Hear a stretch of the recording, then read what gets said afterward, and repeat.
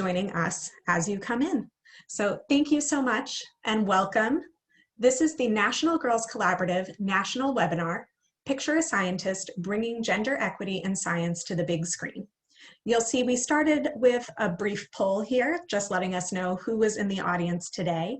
I am going to stop sharing those results so we can get started in our session today. So welcome and thank you so much for joining us. We're going to start with just a little bit of information about the National Girls Collaborative Project before we introduce our speakers and get into our panel discussion for the session. So the vision of the National Girls Collaborative Project is to bring together organizations committed to encouraging girls to pursue careers in science, technology, engineering, mathematics, and computer science. The photos you see here are just one example of how we facilitate discussion among stakeholders by offering structured networking activities at every NGCP and local collaborative event. During collaboration networking, dynamic discussions between individuals matching needs and resources can highlight ways for organizations to work together to impact the youth they are serving. And welcome to those just joining. This is the National Girls Collaborative Project National Webinar, Picture a Scientist, Bringing Gender Equity in Science to the Big Screen.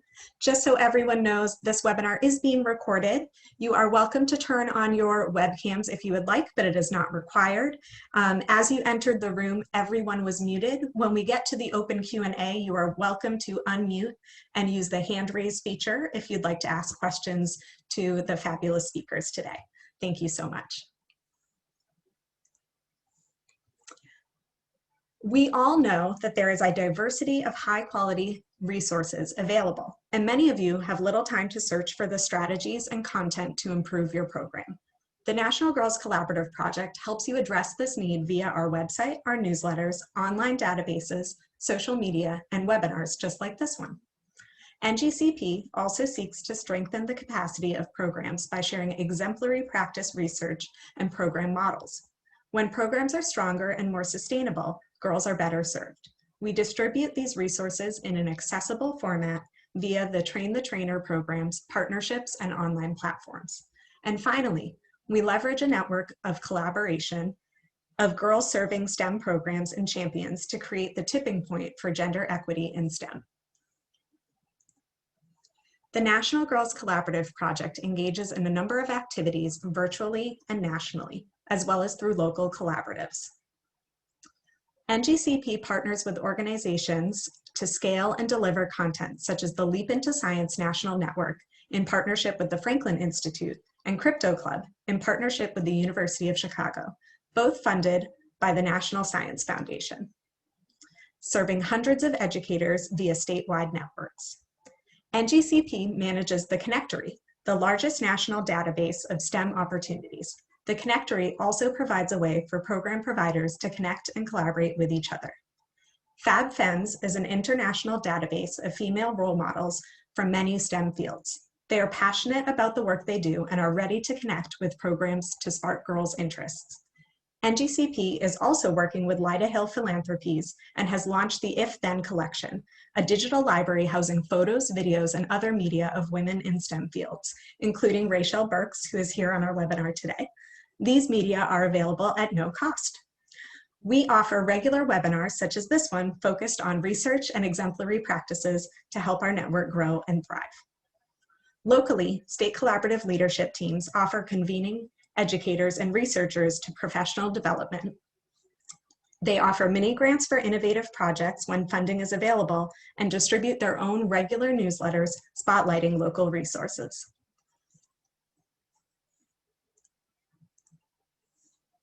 The National Girls Collaborative Project has been partially funded by the National Science Foundation since 2002. We began as the Northwest Girls Collaborative Project focused on Washington and Oregon, and then as we presented our collaboration model to others, we were invited to expand across the United States. While NGCP programs and partners are located in every state, we have collaborative leadership teams in 41 states. Today, NGCP facilitates collaboration between more than 38,000 organizations, serving 20 million girls and 12 million boys as well, since many of the organizations serving girls are also serving boys with engaging STEM curriculum and activities. And without further ado, it is my pleasure to introduce our speakers today. All of these speakers were a part of the creation of the Picture a Scientist film, which we hope you were able to watch prior to attending this webinar today. So to start, we have Dr. Rachel Burks. She is a featured scientist from the film. Rachel Burks is a former professor of analytical chemistry at St. Edward's University in Austin, Texas, and a current associate professor of chemistry at American University in Washington, D.C.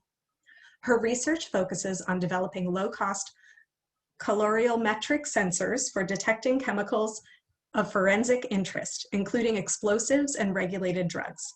As a science communicator, Burks has appeared on the Science Channel's Outrageous Acts of Science, the American Chemical Society's Reactions videos, Royal Society of Chemistry podcasts, and at genre conventions such as DragonCon and Geek GirlCon. Burks was awarded the 2020 American Chemical Society Grady Stack Award for Excellence in Public Engagement. So thank you so much for being here, Rachel. We also have with us, due to a slight change in schedule, but we're so thrilled to have her, Manette Pottle. She is a documentary film producer with a passion for justice and transformation.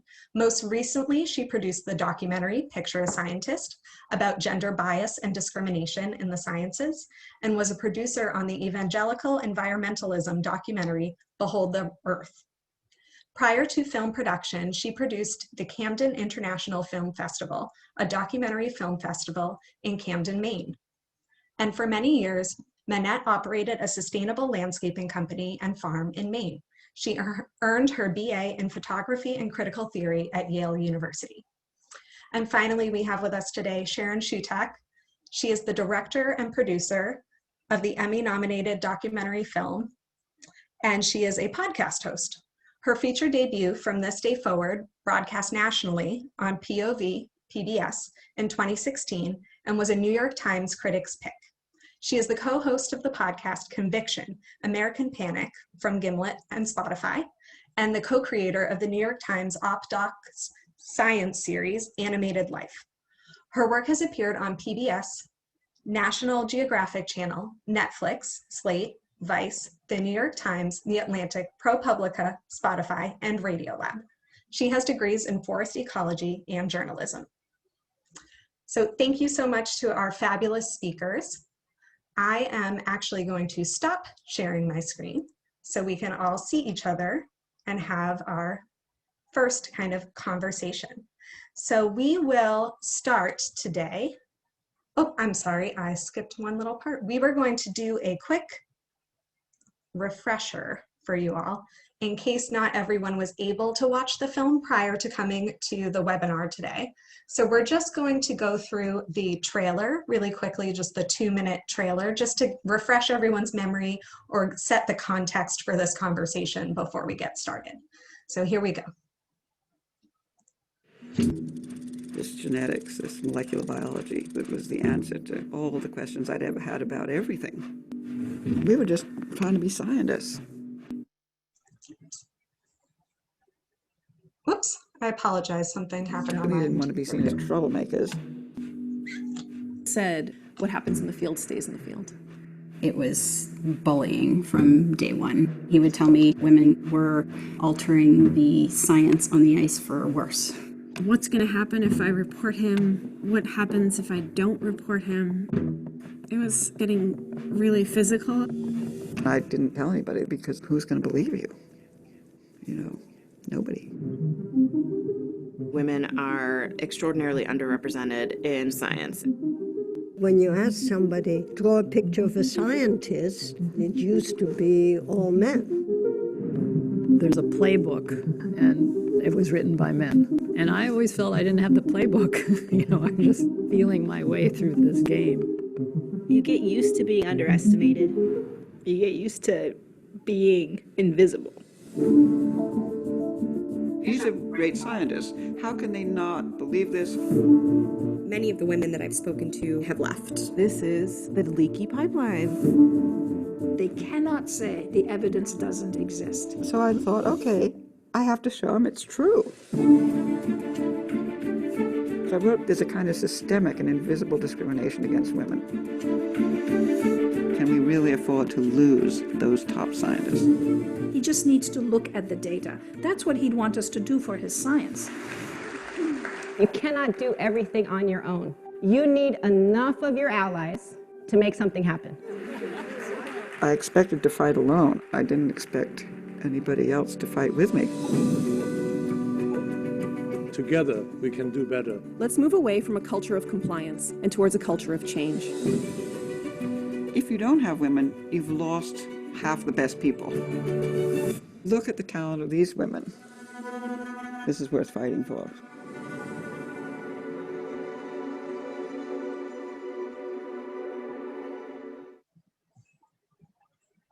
Okay, now I'm going to stop sharing my screen. So,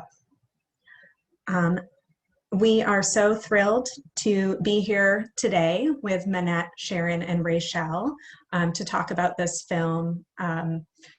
Gender equity in science and STEM is at the heart of what the National Girls Collaborative Project does, and so we were honored to be able to offer the viewing to all of you in our audience today and to be able to host this webinar on behalf of supporting women in science and STEM.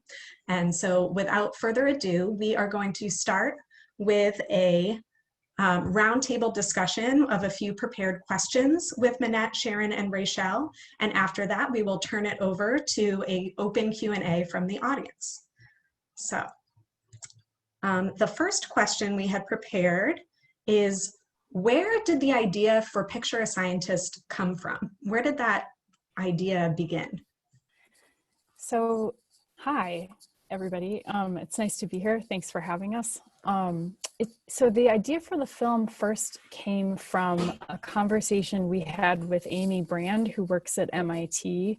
She runs MIT Press, and she told Ian and I, my co-director Ian, about Nancy Hopkins and the story of the MIT 16. And we'd never heard of it before, and we were just like, how have we not heard about this story of these women who came together and were like really successful in changing things at MIT? And so we talked with Nancy, and we love Nancy. She's awesome. We also felt like, okay, we don't just want to make a story about the MIT 16 because so much more has happened since 1999 when the report published. Like there are obviously a lot of issues that women still face in the sciences. And so we wanted to like try to find a few different people to sort of talk about their experiences around this iceberg of, you know, what we call the iceberg of gender harassment, different points, you know, because we felt like even though it's anecdotal, these stories are really important and they can kind of together form like a bigger picture of what's going on. And so we did a lot of research, and we found some other really incredible women, including Jane Willenbring and Rachel Burks. And I think we first started by just emailing them and seeing if they were at all interested in participating. But you know, it's sort of a funny thing with documentary. You have to like build this trust, you know, and hopefully the people you work with can, you know, trust that you care about the issue and you understand, you know, the issue, and you want to give them a platform to share their stories. Thank you. And do you think that, you know, was the film kind of from its inception, did it end up being what the original vision was, or did it sort of grow and change and take different paths as time went on? I think, yeah, I'll let Manette start. Sorry, go ahead. Okay, sure. I think a film, especially a documentary film, always changes. So there were many people that we spoke with and many people that we interviewed that aren't even included in the film. So there really was a process of discovery for us, even though we started out feeling like we knew what some of the challenges and obstacles and issues were. It was really a process of discovery and also of hearing from the people that we were learning from, what their stories were, and then talking about how we could best present those stories so that they would really show people both what women in science are up against and also what the successes are. Thank you. And one of the things I just wanted to add in, one of the things that really developed were the pieces of the film where, so obviously we're focusing on 3 scientist stories, but also there are these supporting pieces of the film where we interview social scientists who talk about the science of bias and discrimination. And that was a really important part of it that developed as we went. And at times, I know there were times in the middle of the making when it felt like, we have 2 different films here. There's a great story, and then there's all this data and evidence, but how are we going to get them together? So that was a big part of the creative process. Yeah. Yeah. Thank you. For this next question, I think I'm going to have Rachel kind of respond first from the viewpoint of one of the featured scientists, and then we'll ask for Minette or Sharon to jump in as well.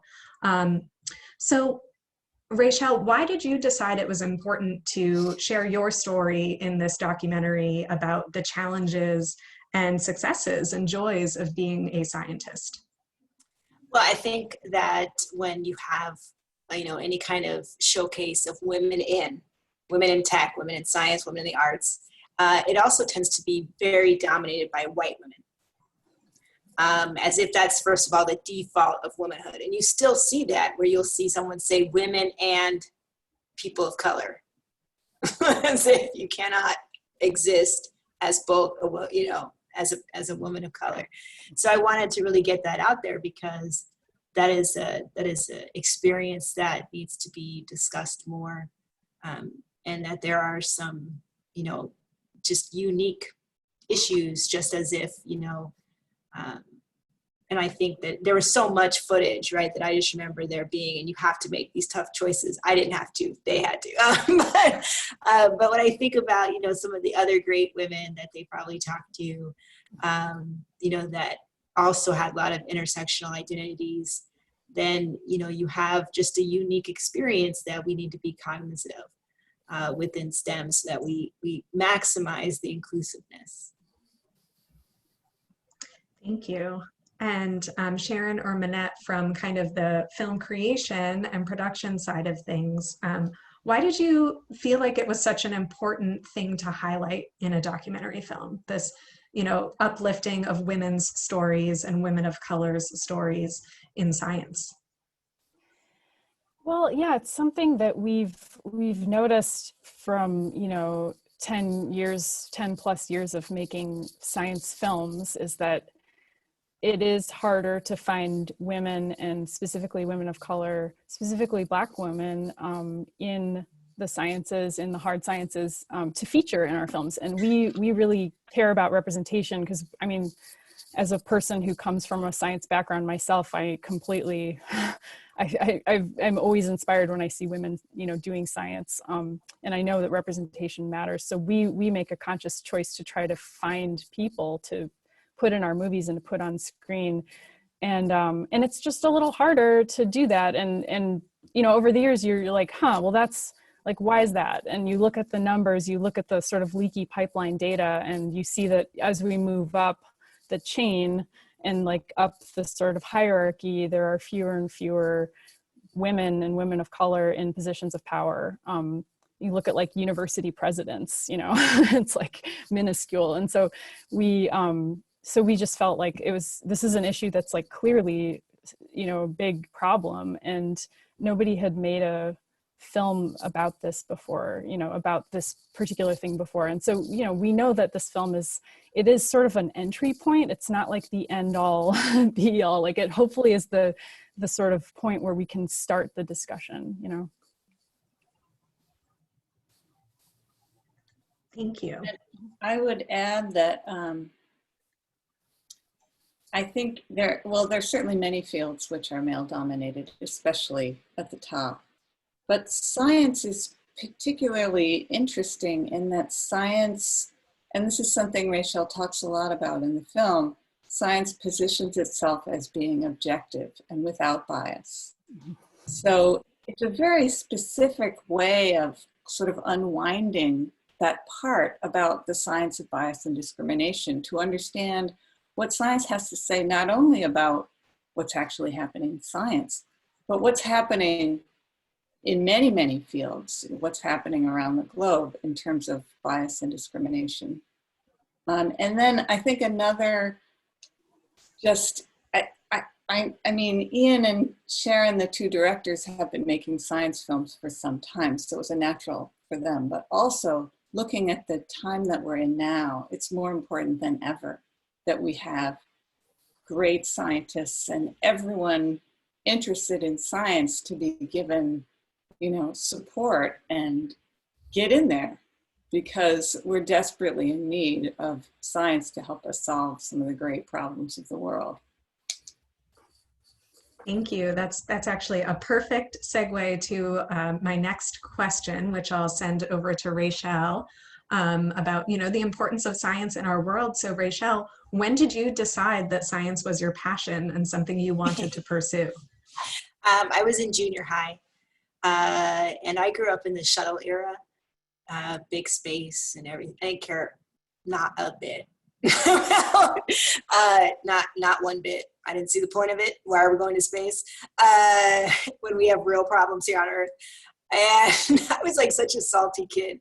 But I think once I got to go on a junior high trip and learn about forensic science, then I saw the utility of the science and its use. And then I went down this whole nerd rabbit hole, and then I came to appreciate space science and everything, basic research and all of those things. So about junior high, I think, is when I started to get a bit more science nerdy. But also still, I'm still, you know, an applied scientist. So I kind of stayed in my, you know, corner of things of, but what is it used for? That resonates well with me too. I always felt that way with math growing up. I was always like, okay, but why would I use this? And why does it work the way it works? I really wanted to better understand the application of it all. Well, I do want to say one thing though, that when I say what is it used for, like I absolutely firmly believe that a legitimate use is just to know things. And that's definitely from my family. We're a big know-it-all group of people. And you know, Trivial Pursuit and like all these, and if you didn't know something, you really got taken to task. And so the utility of it could just be that you just know weird stuff, that actually, that is itself enough. And so you know, it doesn't, useful is just the idea of, you might be able to be like, actually, I do know why it's called that. And, you know, at some point over the dinner table, you can share some weird tidbit on cephalopods. And then that's a definite use. So You're probably great to have on a trivia team. I have my moments. So I'm going to now turn it to Manette and Sharon, but from the perspective of filmmaking, when did you realize and decide that filmmaking and producing was a passion you had? For me, it was a little late. Like so my undergrad was in forest ecology and in botany. And so I was like really into tropical plants. And after I graduated from my undergrad, I went down to Panama and I worked for the Smithsonian Tropical Research Institute, which they like own an island in the middle of the Panama Canal. That's like an American property in Panama. And they do all this research there and all this like forest ecology research. So I was like working there on a research project. And then I got a job at the Field Museum in Chicago doing botanical research. And it was there actually that I started listening to Radiolab, which is like a science radio show on NPR. It's like out of WNYC in New York. And I was like, man, I could do this. Like I could make this, you know? And that's where I was like, you know, maybe I want to like get people excited about science and like try to communicate science and, you know, encourage like science literacy in like the public. And so that's how I first started. And then as I was in grad school for journalism, I like applied and went to journalism school to learn how to make movies. And I saw this like funny little documentary short film online called Truck Farm. And it was by this guy named Ian Chaney.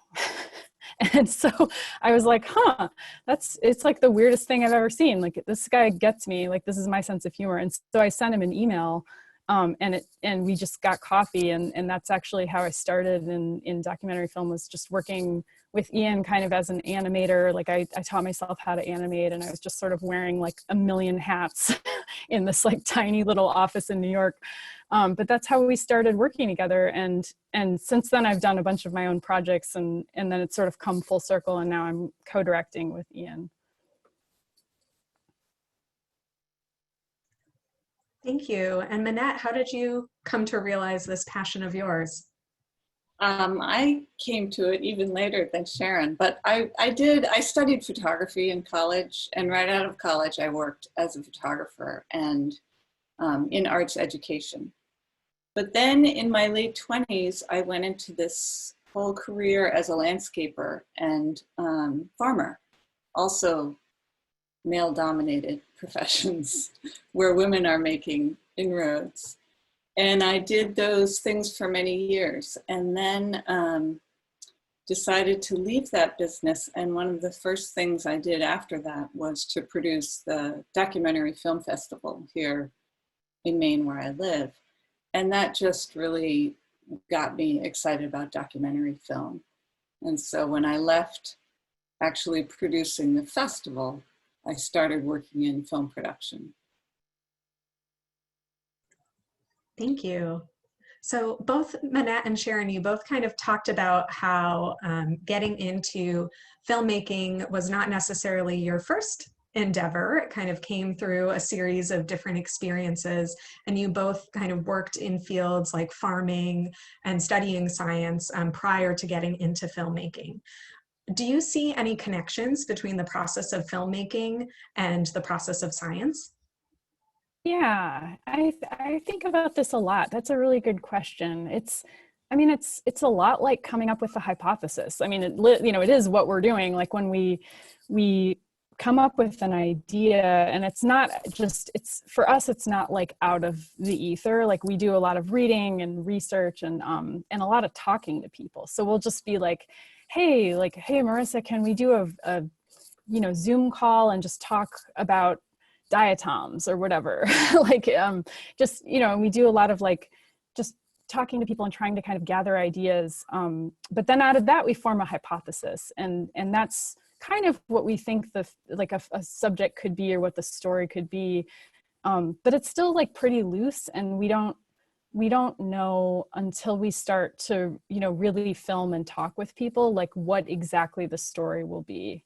And that's how it was for this project, for sure. It was like, we have a general sense, like we've been able to talk with Rachel and Jane and Nancy, and the social scientists to get a sense of what the sort of main gist might be, but we don't know exactly how the story will go, or how what will happen in the room until we get there with a camera. So it's kind of, maybe it starts out like science, and maybe it is, I don't know, it's like observational science instead of like an experiment, Yeah, I think it's very linked, Marissa, to the question you asked earlier, which was about, did we know what the film would be like at the beginning? Mm-hmm. Well, no, we had to, we tried many things, and we had to receive new data and incorporate it and change direction. And, it's a fascinating process. And even after the shooting, in the edit process, we can think, oh, that scene with so-and-so was so great. And then the editor puts it together. It's like, oh, that actually didn't really hit the mark. Now we're going to have to go film with Rachel again. Or, it just means we change direction, depending on what's really there and how well it works once we start to put it together. Thank you. And you both talked about storytelling, and Rachel was talking earlier about how important she, feels it is to share Black women's stories in science to this broader audience. So Rachel, this next question is for you as someone who is both a scientist and a science communicator using storytelling to communicate about science and your experience. Kind of what overlaps do you see between that process of storytelling and science communication and the actual doing of science? Well, I mean, I think that, you want a beginning, middle, and an end, right? You want a good narrative arc. When I think even about how we present our research, right? Whether it's in writing some very, jargon heavy journal articles, you still, you want to grab people's attention. Like, why should I care about this? And even better if there's a twist, right? Like, ooh, I didn't see that coming. Like, there is actually those elements. And so even though it's, it looks a bit different sometimes, especially if you're given an oral presentation, there's definitely, things that you do to kind of keep people on board with this story you're telling, especially the longer the talk is. If you're going from like a 10 or 15 minute to give an hour, then you definitely think of all those storytelling elements, even if it's, again, very technical. There is, and there's nothing wrong, I think, too, with wanting people to be entertained. It's just that, what do you think is entertaining? When I give an analytical talk, I know analytical people are going to be entertained by limits of detection and, rates of precision, right? Like, they're going to want to know those types of details. And so I do think about both of those. They just kind of look a bit different, right, in either category.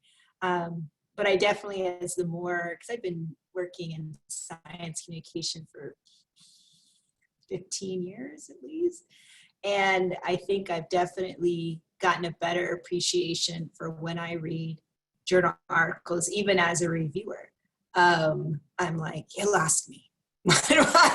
Why do I care about this anymore? Or it's not really clear. And I think that, there is a good story is a good story.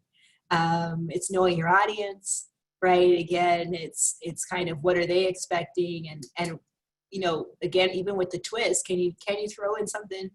Is there something unexpected that can be thrown in? That always is a delight. You want someone to write in the margins, even if it's typed in the margins of a PDF, to be like, I didn't expect that. So I think that there's tons of good parallels. And I've sat in talks, again, very technical ones that I'm like, oh,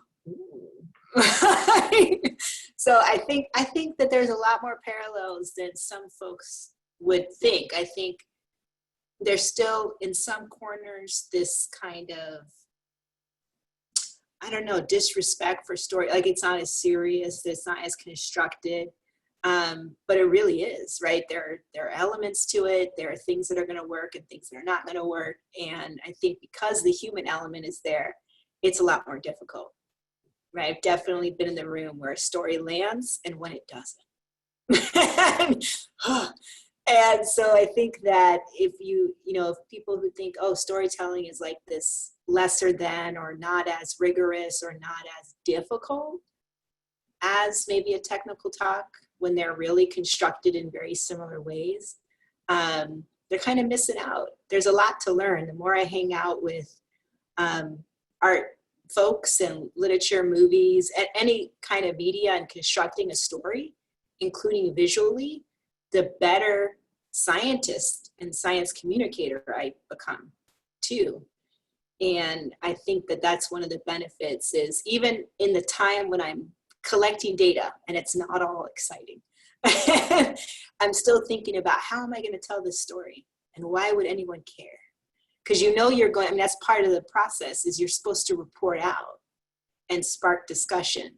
So even while doing it, I'm still thinking about how would I construct this story, which of course is always going to evolve, much like the filmmakers were saying, like, we didn't know how it was going to go. And I feel the same way in doing research. Thank you. Yeah, and I think that notion of knowing your audience and how to best communicate to the audience you have at hand probably resonates really strongly with our audience today, who happens to be a lot of educators, right? Who are thinking about how do they communicate these scientific concepts, STEM concepts, to the youth that they're serving. So I just wanted to jump in quickly Sure. and say that was one of the things what Dr. Birx is describing that was really important to the filmmaking team, which was, or it's just another factor, which is to be able to convey science in a way that is interesting. So Rachel talked about how storytelling sometimes isn't taken so seriously in the science community.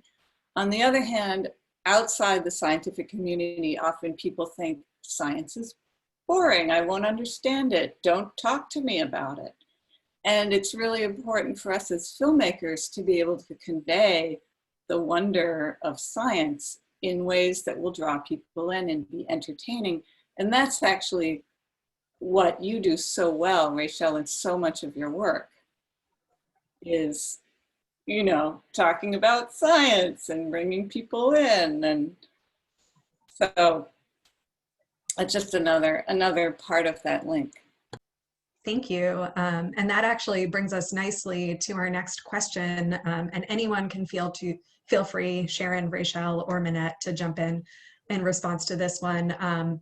But from your perspective and from your kind of role in the creation of this film, how has it been received? What have you been hearing from your audiences? Yeah, so it's interesting because like at first when we were applying to film festivals, we weren't super encouraged by we didn't get a premiere right away. And, you know, and we were kind of just a little bit taken aback because we know it's a really good movie and we obviously stand by it. And I think we did get a couple kind of responses that weren't very helpful, that were kind of like, oh, well, we've already heard this kind of a story before. And I think they were taking this story and sort of lumping it in with like any other Me Too film, you know, or any other Me Too story, which was pretty discouraging to, you know, because we're like, well, this is not at all that.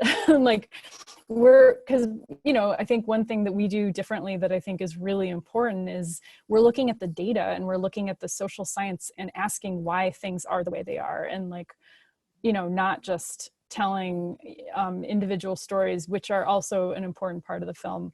But we also noticed pretty early on that the reception in the scientific community was like off the charts.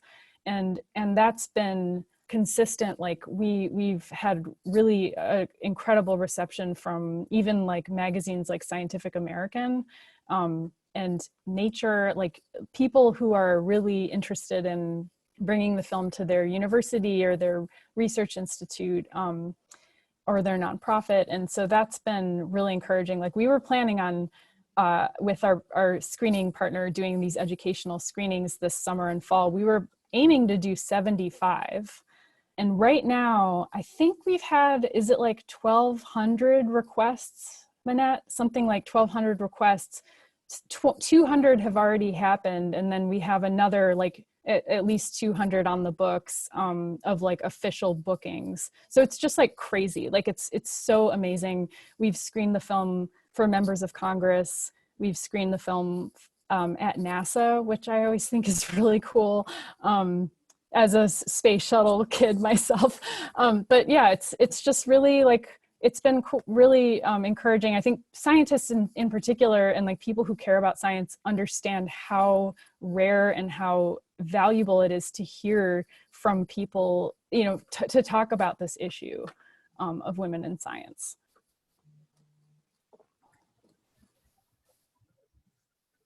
I'm curious to know Rachel's response to this question. Yeah. Yeah, I mean, there's been a lot of, I think, you know, a lot of emails, knock on wood, they've all been, you know,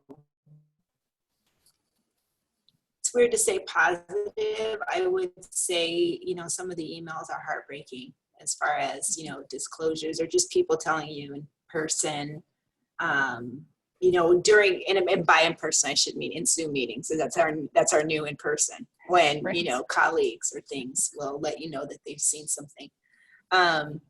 So yeah, I don't think I've seen, and maybe it's also because I'm not looking for negative, negative feedback, but a lot of conversation about this film, which is great. I mean, if it gets, you know, sometimes that's, I think, the power of film and TV, even in other couple genres, especially in certain particular genres that can be kind of, oh, it's not highbrow and serious. But they have the power to have conversations, to have, you know, gather around and sometimes deal with very difficult subject matter because it's been, you know, carefully presented in a way where people feel some measure of safety. And I think that that's, you know, that's kind of the power sometimes of the arts, that you can, you know, have these soft confrontations and have some conversations that you just you weren't able to do in other ways. So I think the film maybe is helping folks do that. Thank you. And Rachel, I'm actually going to turn this next question over to you because it's related. And as a scientist yourself, you may have some anecdotal information to share in response to this one, which is, how have things, in your opinion or in your work, improved or not since the making of this film? I mean, I think it's only been a year or two. They were working on it for a long time. And, you know, I would say that I haven't noticed much substantial systemic change, but then I wasn't expecting to. I mean, when you're talking about dismantling the patriarchy and white supremacy, you know, it took 1,000 years to build. It's certainly not going to be the shoulders of one movie or in a few months, right? This is sustained work that will need, you know, substantial work to dismantle and then transform.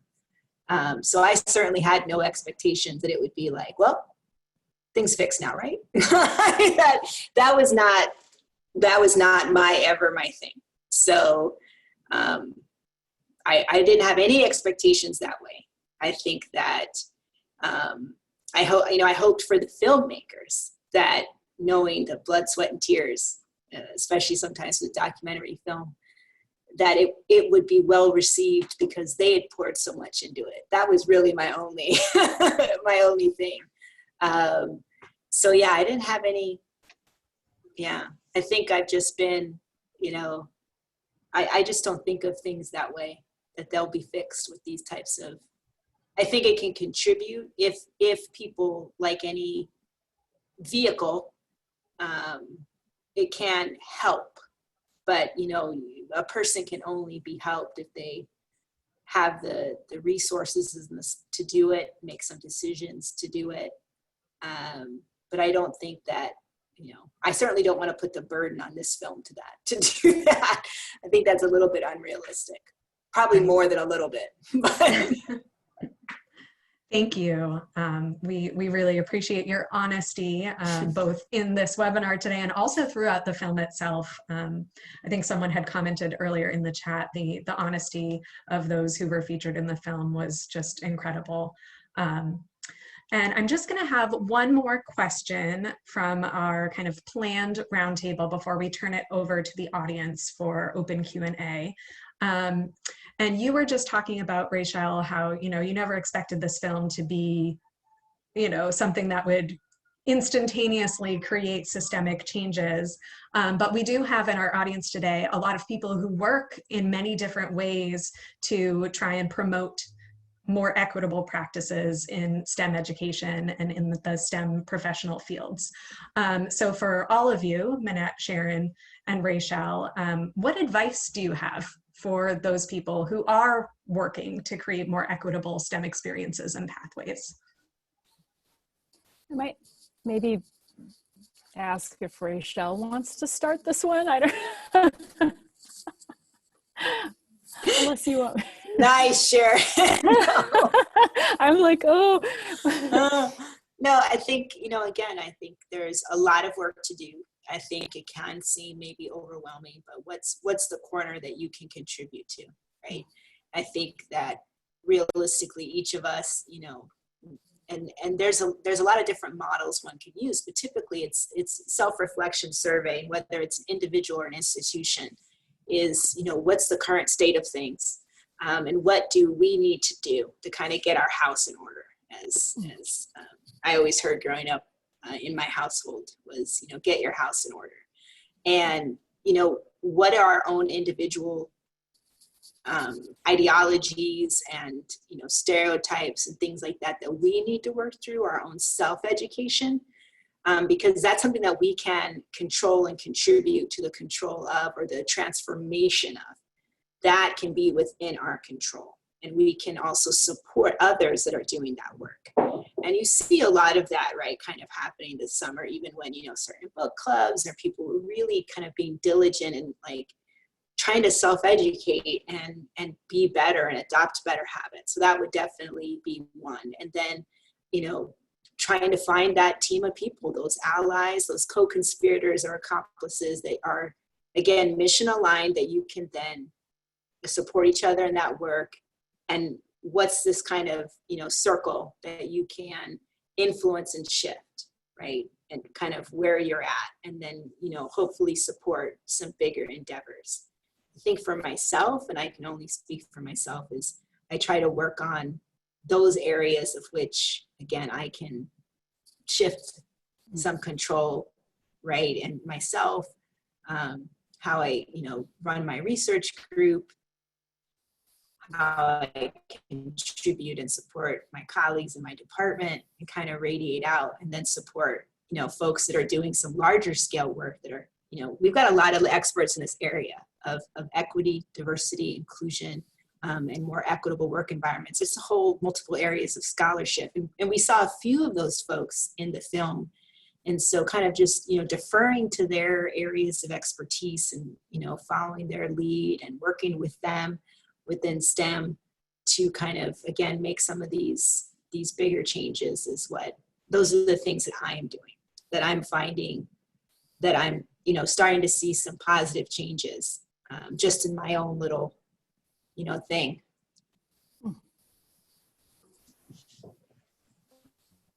I don't think I can even add to that. That was great. I was going to mention one thing that Dr. Jane Willenbring mentioned in one of our Q&As was, I love this idea of a 360 review. And I'd never heard about this before, but it's like, you know, it's a thing where like your colleagues, like everybody in the department reviews everybody else. And so, and she suggested even including like the janitorial staff and like the support staff. And so, you know, you get these periodic reviews. And I think that's such a cool idea, because then it really like, you're not just accountable to your bosses, you know, and it sort of encourages more of a civil tone throughout the entire, you know, institution. So I thought that was a cool idea of just something smaller scale that we can do. Thank you. I am now I'm being aware of time, and I want to open it up to our audience to ask questions. So audience members, you should have the ability to raise your hand if you would like to ask your question live. You can unmute and turn on your video. After raising your hand, we'll just let you know when you're good to go. You can also feel free to ask questions in the chat, and I can voice those over and share them with our presenters. I know Sharon has been responding to some in the chat as we've gone on, so thank you so much.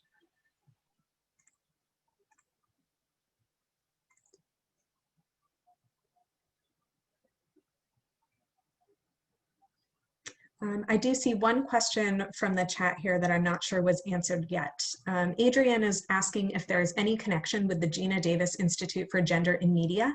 Is there any curriculum or lesson plans that correspond with the film?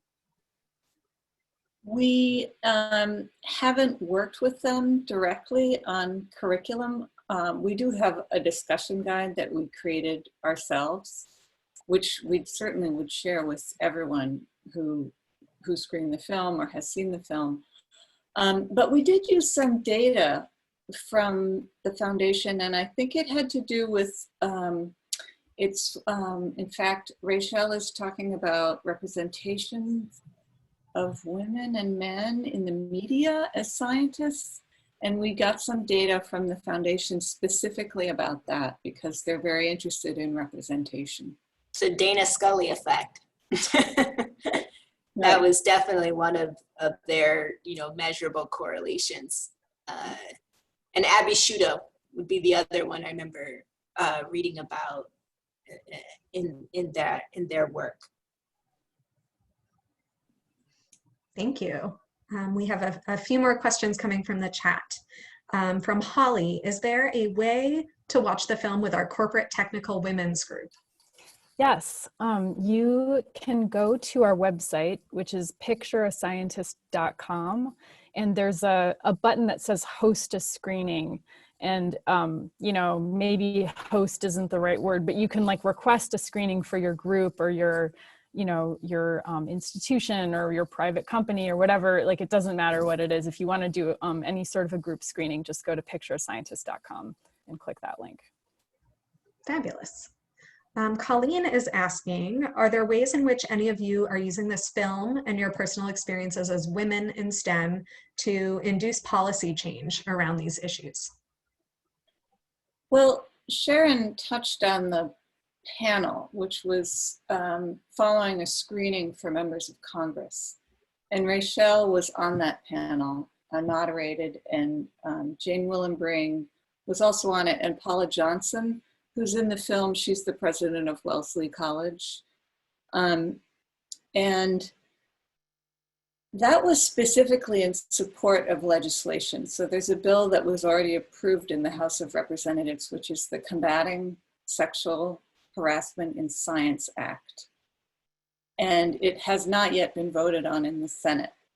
So the committee that brought it through the House asked to have the screening and then the panel in support of moving things along in the Senate. So that was a sort of visible, not yet tangible, but certainly a visible example of what would be a policy change.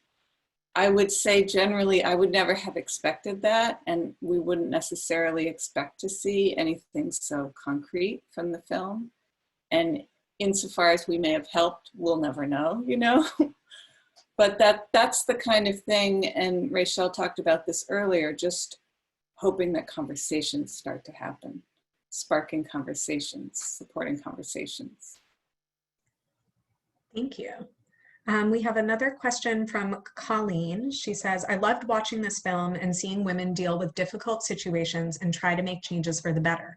However, I definitely felt afraid for young girls interested in STEM who may get scared of pursuing science hearing these stories. How can we encourage girls to get involved in STEM while still being aware of that these issues exist?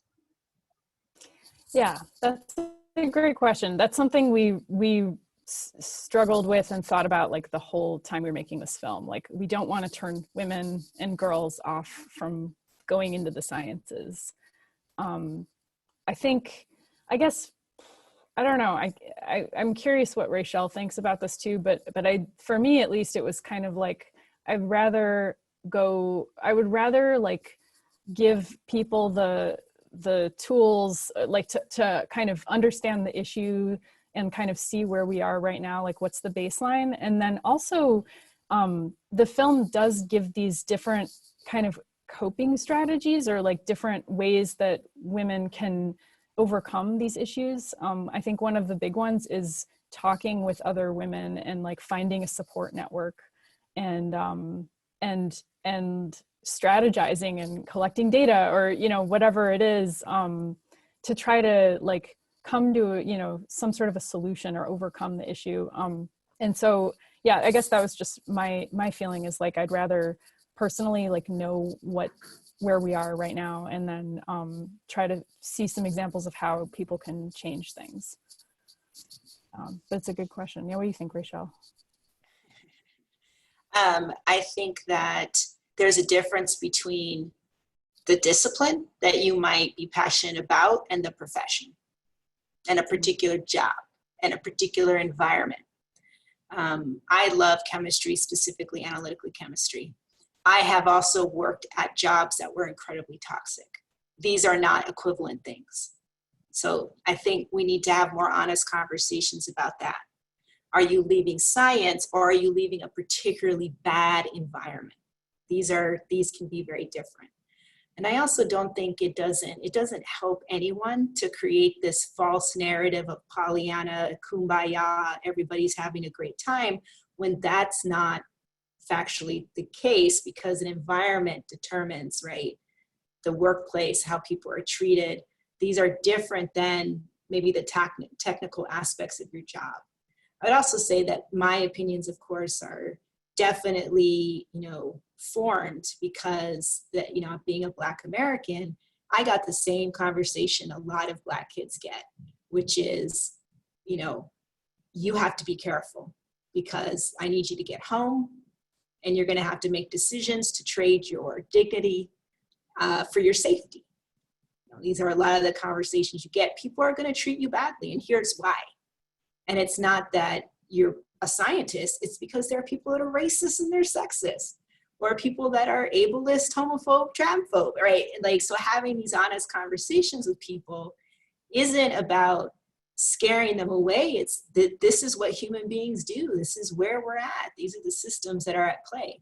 That's very different than discouraging people to explore the areas they love, right? I think with my students, and they know this, a lot of my students that are from historically marginalized communities, I'm not telling them anything they don't already know in their lived experience that they've known since they were toddlers. Nobody has to tell you sometimes how you are treated differently. You are observing that in your kind of lived experience a lot of the times. So having honest, transparent conversations about, no, here's what's really going on.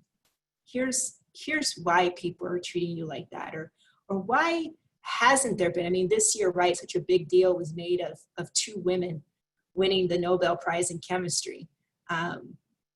Why? I mean, I know why, but like, we absolutely know why, but we don't make a big deal usually. I mean, I do, because I'm kind of a smart aleck, about, well, everybody, it's 3 white guys again. Is someone going to get to the bottom of that? Like, that's different. That's not the same as saying their work is elegant and CRISPR is probably the most revolutionary. I mean, these are very different conversations.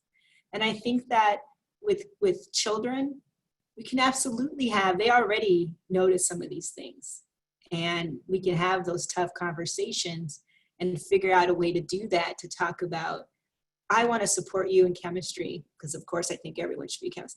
I want to support you in chemistry, and I want to do all of these things, but we need to have these tough conversations about certain work environments, certain, workaholic, quote, people call them workaholic work environments, and we need to talk about this, because the work environment, I want you to be prepared. I want you to know just the landscape so that we can find a way that you can be at a place that supports you, that's better for you and allows you to shine.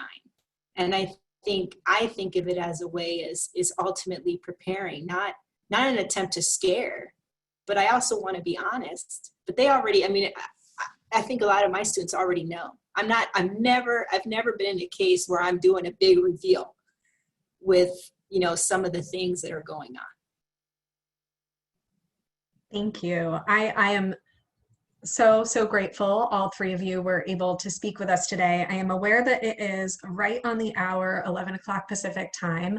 I do want to make sure that we leave everyone with some resources. So Kata just put into the chat a link to the Picture of Scientists Scientist Stories Instagram account. This is where anonymous stories are being shared of women in science and their real lived experiences.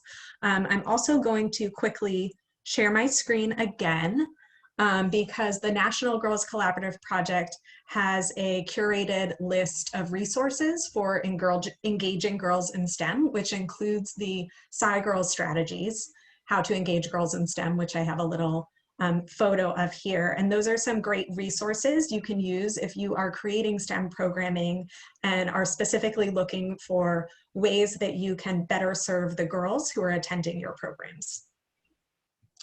And I also just wanted to remind you that if you watched the film, alongside the film was a link to a survey that the Picture a Scientist team is asking all viewers to complete if they would like to.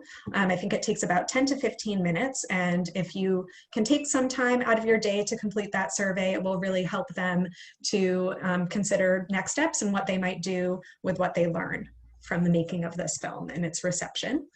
And finally, I just want to let you know that we have 2 upcoming National Girls Collaborative Project webinars. One is going to be featuring the Girls Steam Ahead with NASA resources and some educators who worked with those resources over the summer and fall. And the other one is highlighting the BRIGHT program, which was a virtual summer camp created for girls in STEM to kind of fill the gaps during this strange COVID time we had. Those event pages are going to be up there soon, so keep an eye on our website, and we hope to see you there, and we hope that you register for these up and coming webinars. We also ask that you please take a post-webinar survey. It just helps the National Girls Collaborative Project to make our webinars better and more relevant for all of you in our audience for the future. So thank you so much, everyone. Thank you so much to Sharon, Manette, and Rachel. I think this was a fantastic conversation, and we hope that you all have a great day. And for those in the audience, we hope to see you again soon. Thank you.